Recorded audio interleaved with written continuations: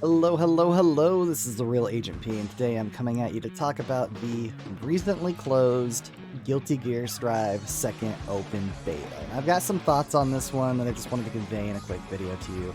We're going to go over some pros, some cons, something I consider kind of a neutral, and just kind of my closing thoughts on the game as overall. So for the pros, the things that they fixed in this beta over the last one, the 6P or forward punch anti-air got a buff, so it's easier to anti-air across the board with every character. It's a very nice quality of life improvement and just makes jumping a lot easier to deal with. The changes to Ramlethal specifically, because she is my main and she's the one that I know the most about and I was most comfortable with going into this second beta. They changed it to where her swords, instead of splatting you when you're in the corner, they kind of bounce you up and out. That looked like it might have been a buff or a nerf going into it, but I think overall it's actually going to be viewed as a buff because I think it's going to open up bigger, longer, more damaging combo routes for her when she does get in the corner. And for her, that's her goal, is to get you to the corner anyway. Now, talking about the corner, they did some changes to the wall breaks, and I do like those changes. I think you're going to be able to get more damage, better extensions.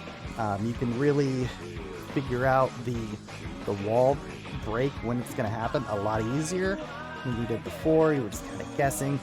At this point, it's just a little bit easier to get that wall break, to get that little bit extra damage, and they did make it to where the wall break can kill, whereas in the other one, it left you on a pixel. So that's a very nice, again, just quality change of light. Having the whole starting cast to play against was also very nice.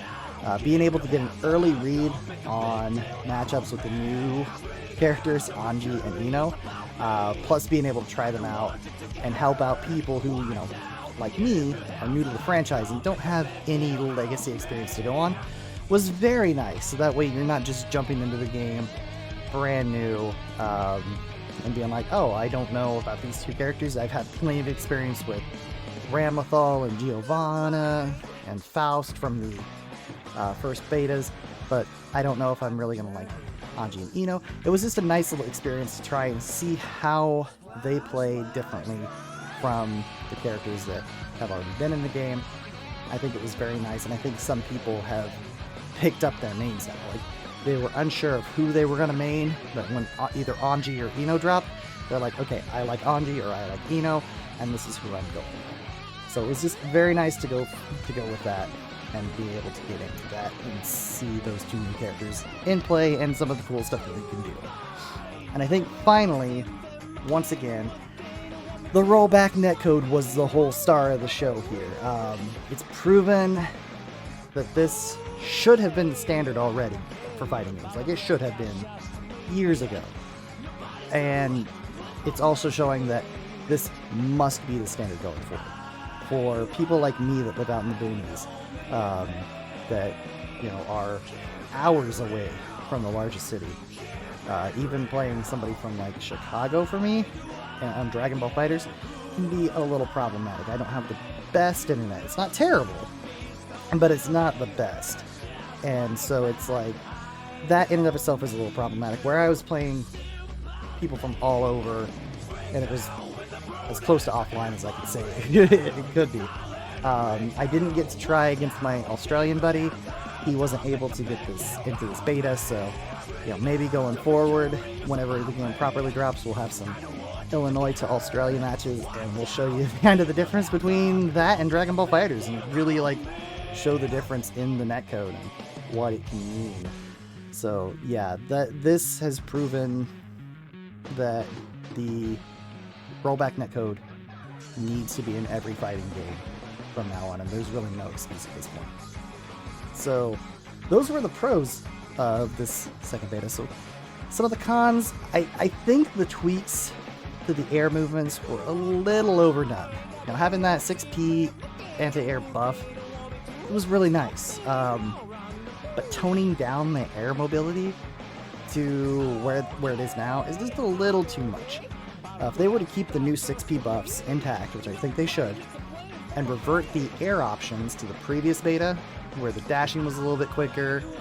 You know, maybe keep the jump frame startups, and maybe the landing recovery, but the air dashing change specifically, I think could be reverted, and it would be perfect, because the game felt just a little clunky now, and it was much more fluid in the previous beta. So I think that keeping the anti-air buff as strong as it is now, with the fluidity from the first beta, I think would be just perfect.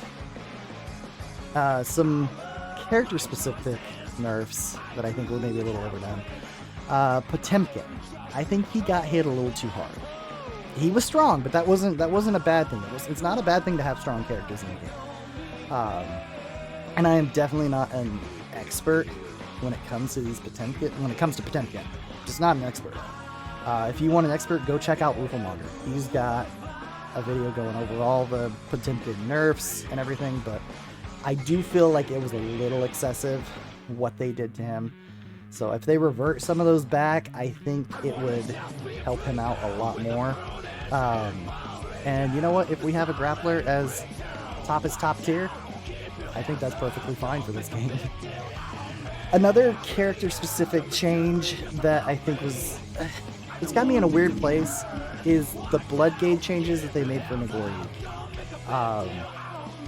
I see what they were going for, but I think the inability to stop the blood gauge progression with a super, taking that away, I think that's a bad move. Because in the previous beta, whenever you did a super, his blood gauge would just stop where it was. And I think that was okay to do that. Because you're spending meter, so you're not only like getting the benefit of a super and possibly damage, but you're also getting the benefit of stopping the blood gauge. So I think that was a good trade-off. You know, you're using meter to do it.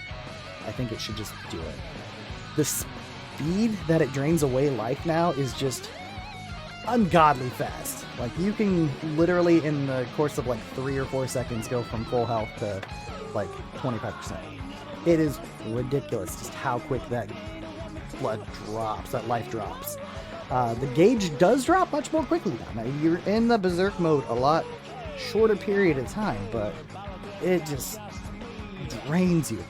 So either maybe losing less life due to it, or kind of go right in the middle of like where it was beta 1 to where it is beta 2, just kind of meet halfway there. I think that might be a better balance, and this might take 2 or 3 seasons before they find that just perfect balance for this. But I think once that balance is found, it will be an interesting mechanic, and it'll be something that definitely the Nagori Yuki players have to work around, and that's part of it. Like, it's a cool mechanic. I just think it's a little, it still needs some tweaking in the speed and amount of life that you use. Now, something that is a little bit more neutral, I guess you could say, because it's got some pros, got some cons, is the lobby system. The lobby system was much better in this game. It's still not great. It still is not. I'm not trying to say, oh my god, it's a perfect lobby. No, it's still not a great lobby, but it is miles better than it was before. The inclusions of the stations did help cut down that clutter that was existing in the first beta. If you were trying to get a random match, or just get a match in the tower in the first beta, you could have like 7 people all trying to get a match with this one person, and it was just chaos. Like, you couldn't figure out like who was gonna go next. There was no like rhyme or reason or anything to it. It was just person standing there, big swarm of people around him. It was not a very organized way of doing things. So I think that was a good inclusion, because I know they couldn't rework the whole lobby system. That was just not going to happen. So what they did, I think, was a good compromise. Adding the rematches was good. I don't think they added enough, because as of right now, you can only play 3 matches total. So it's basically a 1st to 2 with the salty run back. I think they should do a 1st to 3, or have it set as a first to 2. You know, do one of those. Don't just say, okay, you're going to get 3 matches total and that's it. Have it set to a first to something. Or just unlimited rematches. I mean, that would be great too. Now, you do, in the park, you get unlimited rematches. So basically, casual matches, you get unlimited rematches. So you can just go there with some friends and you're just wanting to, you know, like in my case, make a video. Or if you just wanted to, you know, dick around for a little while and get some matches in with somebody you know, you can go to the park and do that, and it's fine. Or you can match up with somebody in the park randomly, do that, and it's fine. But it would be a lot nicer if you could do first to 3s. And while it's still not perfect, I think the lobby system right now is a big step up from where it was in the first beta. So overall, I'm highly stoked for this game coming out, guys. Like, I really am excited to get my hands on it properly. Play through the story mode. There was a story mode trailer that just dropped today. I'm excited to see where it's going. I know some implications from things that happened in it. I haven't watched the Rooflemonger put out a video like explaining everything that's in it with the lore. I haven't watched that as of recording this video. I'm going to in a second.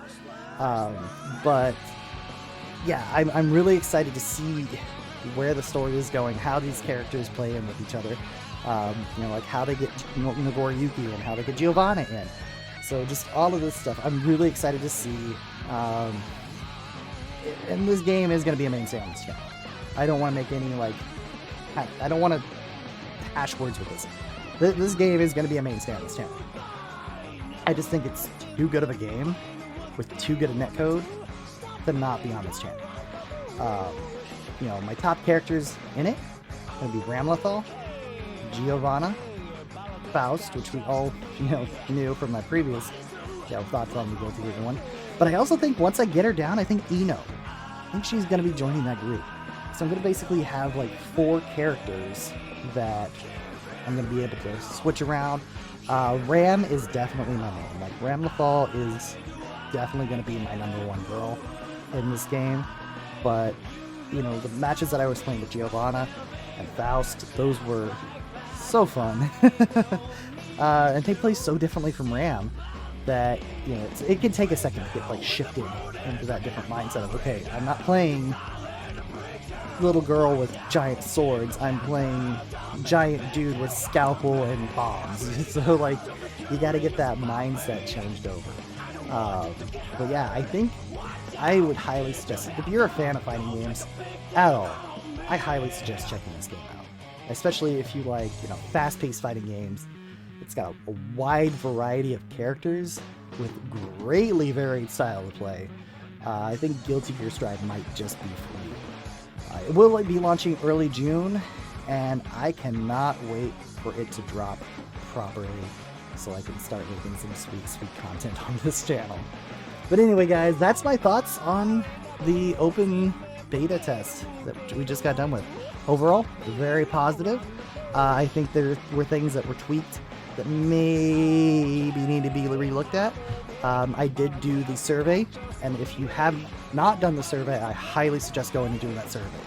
If you've played it and you have any thoughts, they have shown that they are willing to listen to the fans, and they're willing to look at this and go, okay, this is what the fans are saying, and this is what we need to do.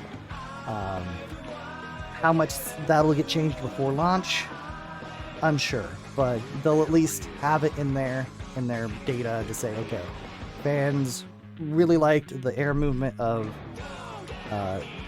Beta 1, they liked the anti-air Beta 2, but they did not like the air movement Beta 2. Maybe we need to go back and look at that air movement and change it back. So anyway, guys, thank you very much for watching. I hope you enjoyed the video. If you did, thank you very much.